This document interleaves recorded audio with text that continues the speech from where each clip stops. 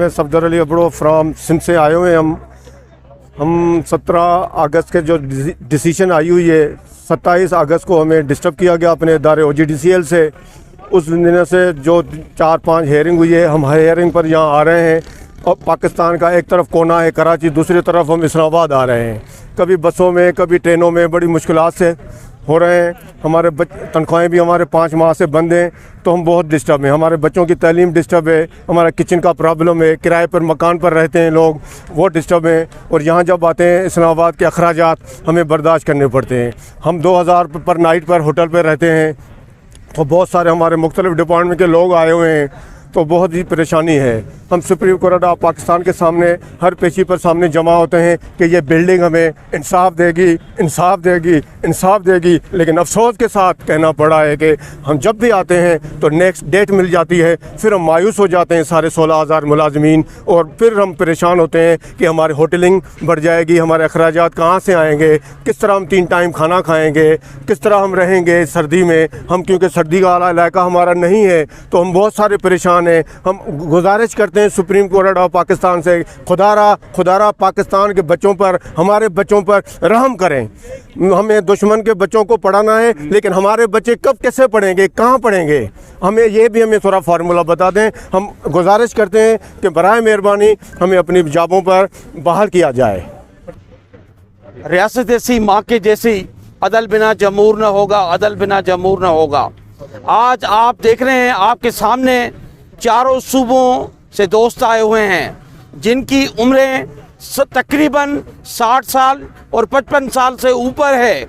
वो अपनी बेटी की, अपनी माँ की, अपने बूढ़े बाप की फरियाद लेके आए हैं कि 17/8/2021 को जो ख़ानदानों के चूल्हे बुझाए गए 16,520 के, वो फरियाद लेके आज हम सुप्रीम कोर्ट और पार्लियामेंट हाउस के सामने आए हैं।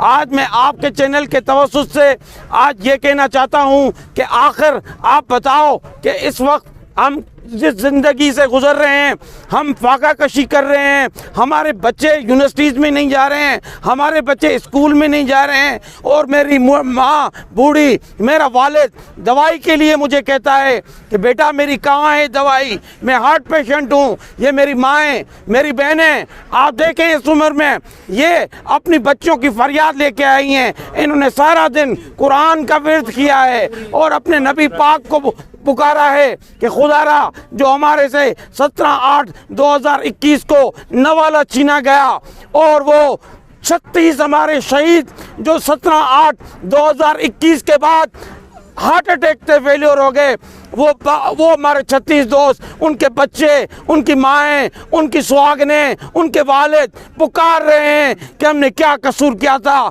क्या हम इस मुल्क के शहरी नहीं हैं, क्या ये पार्लियामेंट सुप्रीम नहीं है, क्या पार्लियामेंट कानून नहीं बनाती। सर ये बताएं कि यहाँ पर आप इस्लामाबाद में आए हुए हैं, रिहाइश आपकी कहाँ पे है, और ये जो अखराजात होते हैं डेली के खाने पीने के, अगर होटल में है तो वहाँ पर कमरा जो है वो आपको रेंट पर किस तरह मिला है, उस हवाले से कुछ आगाह करें। मैं यहाँ पे अपनी बेटी की कानों की बूंदियां बेच के आया हूँ। मेरे घर में कुछ नहीं था, उसके मेरी बच्ची के कानों में जो सोने की थी वो मैं बेच के आया हूँ, और अक्सर यहाँ पे आए हैं।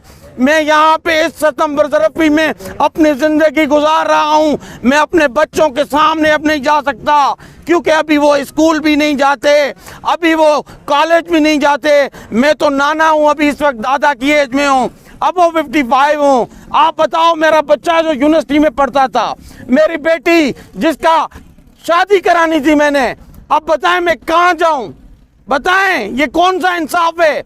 मैं यहाँ के इस्लामाबाद में जो हमारा कैपिटल है, मैं उस होटल में रह रहा हूँ, मुझे बताएं मैं कैसे गुजारा करूँ, किस तरह पर डे हम रोज़ाना 4,000 के हिसाब से मैं भर रहा हूँ। बताएं मैं कहाँ क्या करूँ। एक बच्ची की तो मैं कानों की बूंदियाँ बेच के आया हूँ, मैं आगे क्या करूं। अब मेरे घर में तो खाने के लिए कुछ नहीं। अच्छा सर, अगर केस आगे इस हफ्ते भी इसका कोई फैसला नहीं होता, अदालत जो स्टे ऑर्डर जारी नहीं करती, तो आपका क्या लाए अमल होगा? क्योंकि अखराजात वगैरह आप कब तक बर्दाश्त करेंगे? अगला लाए अमल आप क्या इख्तियार करेंगे? जनाब आला, आपको मैं बताऊं, ये जितनी माएँ, जितनी बहनें, चारों सूबों की जब 4 सूबे बनते हैं तो एक गुलदस्ता पाकिस्तान बनता है, और पाकिस्तान जब बनता है तो अवाम होता है, तो रोटी कपड़ा और मकान मांग रहा है हर इंसान, उसकी ज़रूरत है। तो मैं अदालत से यही उम्मीद के बुनियाद पे आया हुआ हूँ कि हमें जल्द से जल्द फैसला सुनाया जाए, क्योंकि 36 लोग तो इस डिले की वजह से हार्ट अटैक के फेल्योर हो चुके हैं। खुदा ना खास्ता आगे कुछ भी मौत हो गई, कोई भी फौत हो गया, तो फिर उसका कसूरवार ये अदालत होगी, यहाँ के मुंसिफ होंगे, यहाँ के वो जजेस होंगे, और वो 17/8/2021 वाला जब कलम उठाने वाला उसको लिखेगा तो तारीख में आपने देखा होगा जिसने अच्छा किया उसको अच्छा लिखा जाएगा, लेकिन कलम उठाने वाला 11/8/2021 वाले को जो लिखेगा वो आप खुद किताब पढ़ेंगे कि वो उसको अच्छे अल्फाजों में याद नहीं करेगा। उसने हमसे रोटी छीनी है, उसने हमसे 36 बंदे छीने हैं जो हार्ट फेलियर हो गए।